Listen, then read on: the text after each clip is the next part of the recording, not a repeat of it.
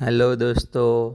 आज हम सुनते हैं दिल्ली शहर की सच्ची कहानी। दिल्ली के साउथ एक्स के पुलिस थाने में इंस्पेक्टर संदीप शर्मा अपना एक राउंड अपने इलाके का मारकर आए थे।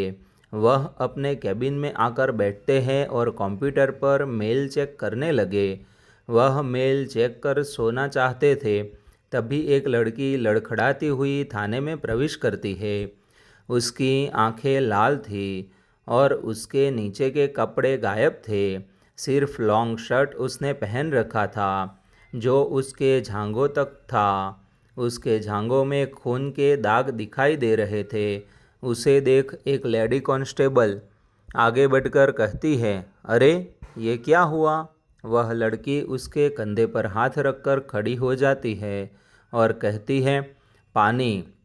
वह कांस्टेबल चिल्लाती है, कोई पानी लेकर आओ। रात के 2 बज रहे थे। सभी लोग बैठे सो रहे थे। एक लेडी हवालदार नीलम हड़बड़ाकर उठती है और कहती है, हमारे सीमा इतनी चिल्ला क्यों रही है? पानी सामने से लेकर पी ले। उसके लिए सीनियर को उठाएगी। तभी उसकी नज़र उस बेहाल लड़की पर पड़ती है तो घबरा कर पूछती है, इसे क्या हुआ है? ड्रग्स ले रखी है क्या? सीमा कहती है, मैडम पहले पानी लाओ, मैं इसे छोड़ूंगी तो ये गिर जाएगी। तब तक बाकी की लेडी स्टाफ भी तेजी से आ जाती है और उस लड़की को पकड़कर चेयर पर बिठाती है। बाहर हो हल्ला सुनकर संदीप शर्मा बाहर आकर देखते हैं तो सभी लेडी स्टाफ के अलावा और भी लोगों को आते देख वह पूछते हैं, क्या हुआ? उनकी आवाज़ सुन अभी उनकी ओर देखते हैं। फिर सब एक तरफ होकर लड़की को दिखाते हैं। सीमा कहती है, सर इस लड़की के साथ शायद रेप हुआ है, इसकी हालत ठीक नहीं है। तभी lady sub inspector Jyoti Singh भी पहुंच गई। वह संदीप को सैल्यूट कर उस लड़की को देखती है। संदीप शर्मा उसके सैल्यूट का जवाब आर हिलाकर देते हैं। वह कहते हैं, ज्योति इस लड़की को तुरंत हॉस्पिटल ले जाओ, इसका मेडिकल चेकअप करवाओ और इसका ट्रीटमेंट भी करवा दो। थोड़ी इसकी स्थिति ठीक हो उसके बाद पूछताछ करेंगे। वह लोग तुरंत ही अपनी गाड़ी में डालकर हॉस्पिटल ले जाते हैं। संदीप शर्मा विचार में पड़ जाते हैं, इस लड़की के साथ क्या घटना घटित हुई है?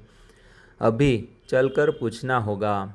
अगर इसके साथ रेप हुआ है तो अपराधी यहीं कहीं आसपास के होंगे या फिर कहीं बाहर के।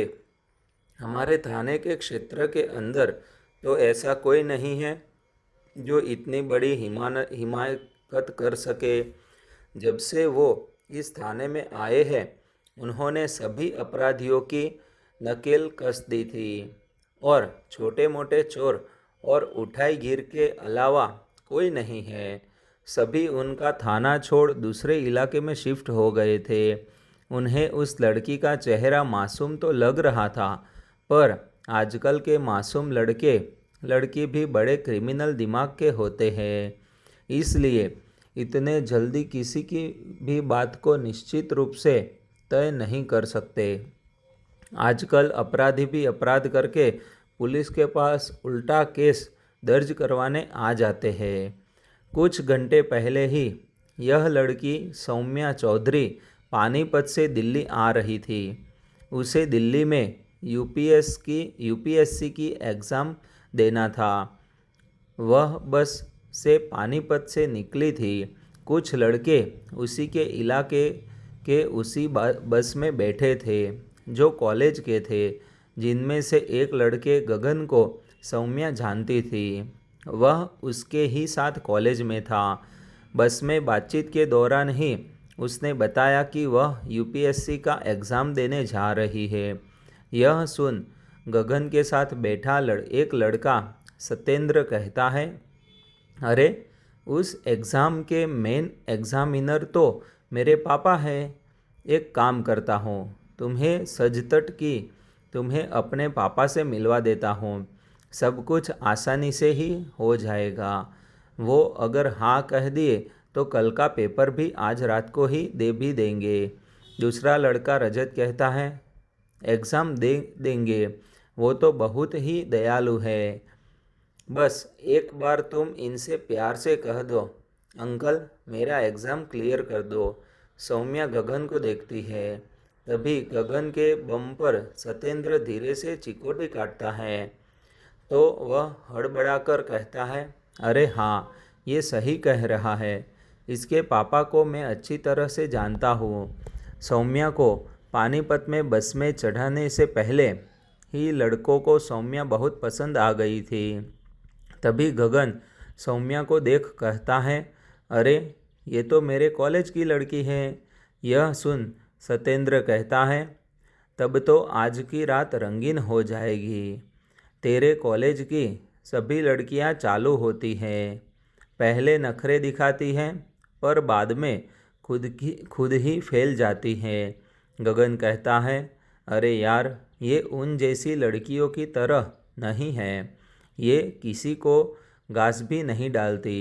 रजत कहता है, आज रात के बाद सब कुछ डालेगी। सौम्या के बस में आते ही गगन उसे देख चौंकने की ज़बरदस्त नेचुरल एक्टिंग करता है और कहता है, हेलो सौम्या, तुम कहाँ जा रही हो? सौम्या उसे देख खुश होकर कहती है, अरे गगन, तुम भी दिल्ली जा रहे हो क्या? गगन कहता है, हाँ, मैं और मेरे फ्रेंड दिल्ली जा रहे हैं, कुछ पर्सनल काम है। तभी रजत और सत्येंद्र आगे आते हैं तो गगन उनका परिचय करवाता है। सौम्या इनके सामने की सीट पर थी तो बात करने में भी आसानी थी। उसी दरमियान बातों बातों में गगन ने ही पूछा कि किसके से दिल्ली जा रही हो। तब ये सब बातें हुई। गगन ने सौम्या से पूछा, दिल्ली में कहाँ रुकोगी? वह कहती है, अभी सोचा नहीं है, कनॉट प्लेस में ही रुकूंगी, वही पास ही सुबह एग्ज़ाम सेंटर है। सत्येंद्र कहता है, एक काम करो, मेरे घर ही सभी लोग चले चलो, वहाँ पापा से मिलवा भी दूंगा और सुबह सुबह गगन तुम्हें एग्ज़ाम सेंटर भी छोड़ देगा। आगे पढ़ने के लिए क्लिक करें और दोस्तों ऐसी कहानी देखने के लिए हमारी चैनल सब्सक्राइब कर दीजिए।